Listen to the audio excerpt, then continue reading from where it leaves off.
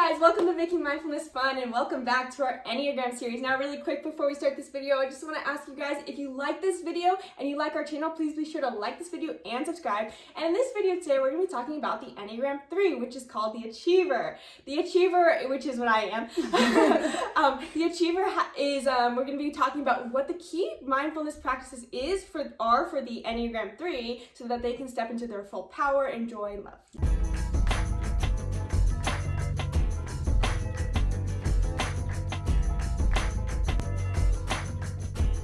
So what is the Enneagram Type 3, also known as the Achiever? What I love about the Enneagram the most is that they did so good at nailing the names for each one, and you can get so much insight just from the name alone. The Enneagram 3 is called the Achiever. Their core desire in life is achievement and being the best. That doesn't mean that they're straight up always the person shoving their way to the top. It just means that that's their core desire, is that they're always going to better themselves, to be the best version of themselves, and to be the best at what they do. So while that's an amazing thing, and you guys are amazing athletes, amazing business partners, you also struggle a little with needing to be the best as your core desire. You struggle with not being the best sometimes. When you get to that, you can't get yourself to relax, is what I'm saying.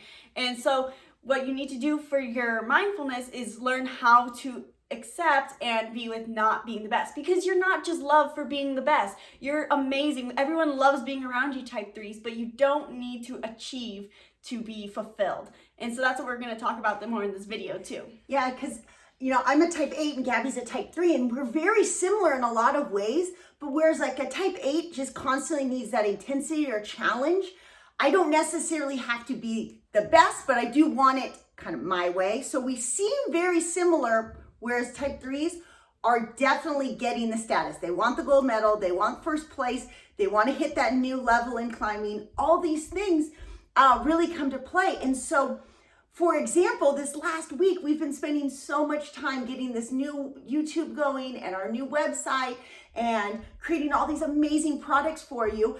And while I love having like a small dose of that every day, Type 3s, sometimes we just need to cut the cord and be like, you need a detox break, because it's just, you're just so driven that you don't know how to separate the two. And so it's great for our family because we tend to go take breaks and go off grid where we have no cell service. Gabby will even leave her phone for days at a time, just because she knows that, okay, this is where I get to go achieve now in my sport, and I don't always have to have the recognition in my business or and getting 1,000 subscribers. Subscribe, guys. Subscribe for Gabby. Do it for Gabby. Yeah. So, go ahead. Yeah, I was just going to say, it's the quickest way, though, to piss off Type 3 is we make this joke with Gabby, and she wants to murder us every time we quote. We're like, relax. She's like, relax. Don't tell me that. So I would say that the second thing that's probably the most, you really have to self-reflect on this one. This isn't as simple as just do a tech cleanse. And it's a very involved mindfulness process. And that second thing is to detach from extrinsic results. And this is my mission with Flow State Warriors. So I believe, most Type 3s, not all Type 3s, a lot of Type 3s are driven in business, or they're driven to be like a great parent. But a lot of Type 3s are extremely driven athletes, and a lot of the best athletes in the world are Type 3s. And so my mission is to help Type 3s redefine their version of success, so it comes from a place of internal drive, of intrinsic motivation and passion, because passion is a true core pure value. It's the joy, it's the joie de vivre. It's doing things for the sake of doing things. And so if you are driven in things, and you have to ask yourself, am I driven to do this for an extrinsic result? Or is it coming from a place of I love this and I do it for the sake of doing it? And so personally, I can say for example, I've always been a driven athlete. I was a gymnast and a soccer player from a really young age, and I was a competitive surfer, and I always wanted to, I loved the sports, but I was always doing it from a place of I want to be the best. And so in my mindfulness journey of moving to an RV and self-reflecting, I learned how to, I'm doing this for the wrong reason. And so it's a constant mindfulness practice for me to reflect on, okay, am I doing this from the right place? Am I aligned with my core values? Am I aligned with my passion? And now with climbing, I get to practice that on a regular basis. And it's really about reflecting, of becoming self-aware of yourself, kind of at all points of your life. We're all in our Enneagrams at all times in our life. So we have the real key is to become self-aware at all times. Yeah. And that's great. And then the third and final thing you should do for mindfulness and self-care is allowing yourself to let loose and have fun with other people. Because as a type 3, you have this intense goal-driven mindset, but it's also a intense desire to experience and to have the best experience in things. So you just want someone who shares that passion of life with you. So hitting up maybe, like we're gonna talk later, your type 7 friend who says, hey, let's just go on a hike and let's go jump into an alpine lake. Yes, that sounds amazing. Or it doesn't have to be an alpine lake. Just having, planning an activity or an outing free from achievement and just about having fun and experiencing life will be extremely helpful for your type 3 And I do health. think that when you embrace an aspect of challenge, it allows you to be maybe for the challenger type 8, this wouldn't be the best, but for a type 3 who's like, I need achievement, challenging, being in a challenge brings them back to the process. Because it's still, I'm pushing myself really hard because frankly, we're not going to fully escape ourselves. Yeah, and it's really important to know that your greatest strength is also your biggest weakness and vice versa. So while a type 3 is going to be achievement driven, you should never give that up. You should absolutely work towards something. The problem comes when you try to be the best in everything, and that ends up leading you to burnout.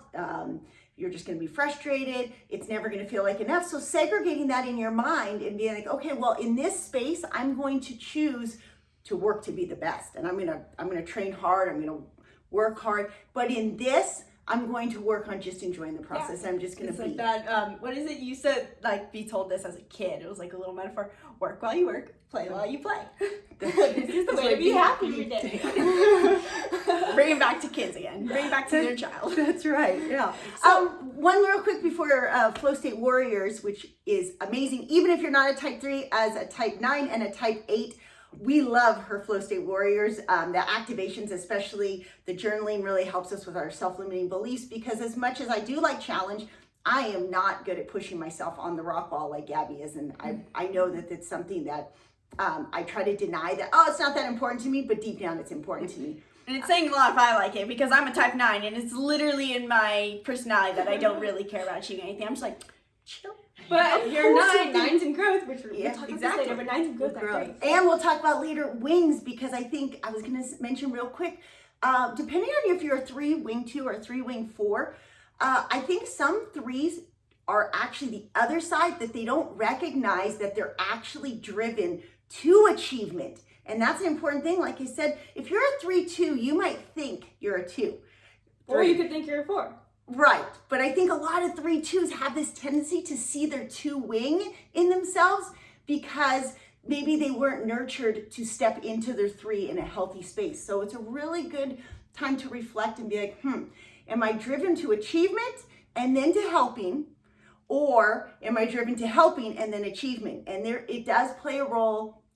We have our personality hacker kind of talks about that more, but tell us about Flow State Warriors. So you guys can, if you want to try it out, I have a free athlete success hypnosis. Now, even if you're a non-athlete, you could use this to experience peak performance outside of athletic realms, but this really is specialized for people who are driven to be driven in athletic pursuits. So you can check that out with the link below. And like you said, you can get the Precision Personality Hacker to really find out if you're a 3 or not, if you think you're a 2, if you think you're a 4, maybe you'll figure it out with the Precision Personality Hacker. One last thing, I'm going to tie in. I think a lot of parents, just when she was saying that, she said how it would affect you even if you're not an athlete. A lot of parents inadvertently live vicariously through their children in their sports. And I think that hypnosis is really powerful in checking in with like, hey, is it time? I know for me, the reason our life looks like it does now is because when Gabby was competing all the time, I caught myself like, wait, why do I care if she scores a goal or not? This makes no sense.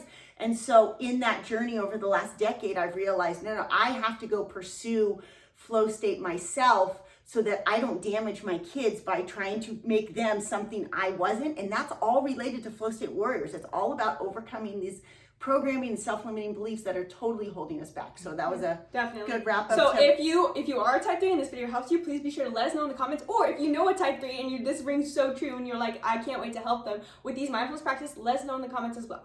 And be sure to subscribe, and we'll see you guys next time.